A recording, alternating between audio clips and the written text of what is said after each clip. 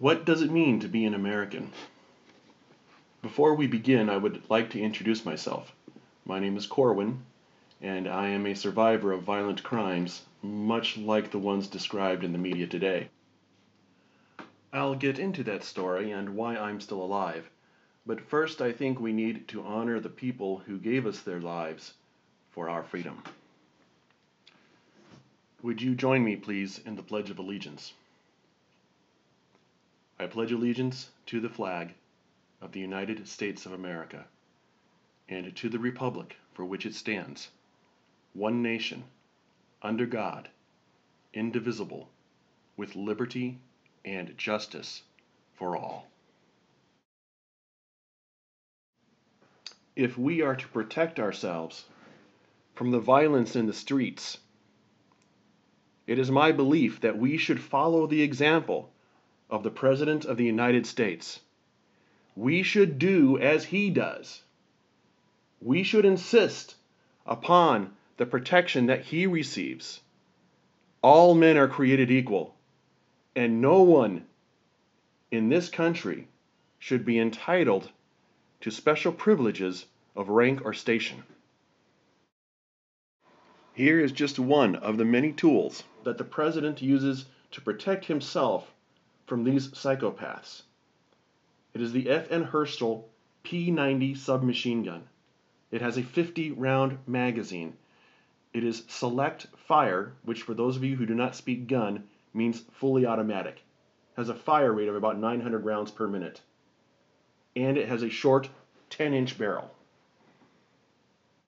Now my argument here is not that the President does not require this type of protection. I most definitely think that he does require this type of protection.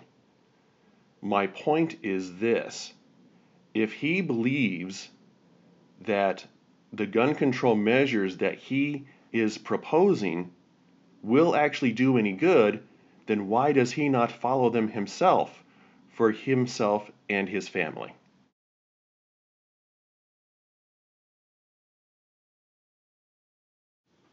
It seems the only mistake that I've made so far is that I'm really comparing my protection to the protection of the President. So that's apples to oranges, right? Well, let's find out. Let's see if the President requires more protection than I do. Okay, since we are doing an apples to oranges comparison, I will whimsically call President Obama the orange and myself an apple. Sadly, Barack Obama has had 4 assassination attempts against his person. All 4 were foiled before they had a chance to really do anything, which is good, and they all occurred approximately in 2008. Okay, that's the orange. Let's look at the apple. Whimsically, I am the apple. In 1992, I had an attempted home invasion. In 2007, I had an attempted mugging at a McDonald's in Phoenix, Arizona. A couple of weeks later, also in 2007, I had another attempted mugging at the Denny's in Sholo, Arizona. In 2010, on June 2nd, at the Walgreens at 1135 North Mesa Drive in Mesa, Arizona, someone tried to kill me, presumably to steal my van.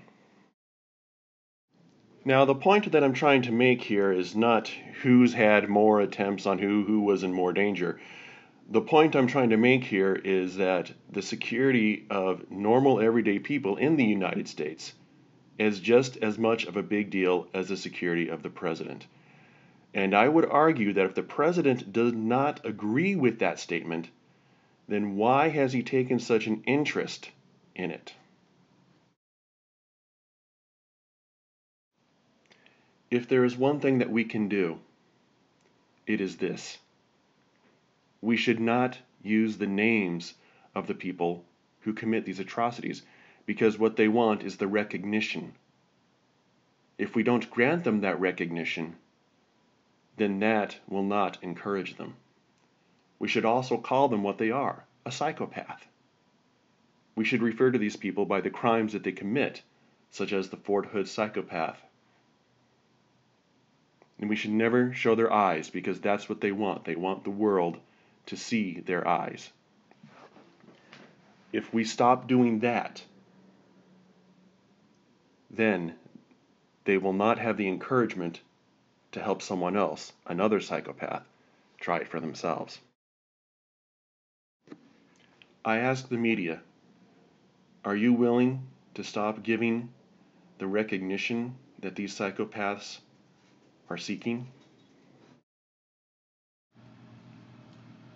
President Carter and Vice President Mondale, are you willing to live under the same restrictions that are imposed upon the American citizens and taxpayers? President George H.W. Bush and Vice President Dan Quayle, do you believe that you require better protection from violence than me or any other American citizen and taxpayer?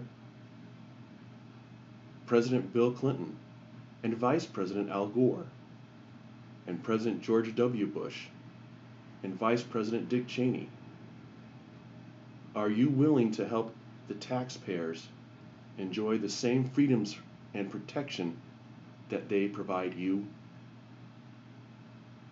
President Barack Obama and Vice President Joe Biden, are all men created equal? Is this truth self-evident?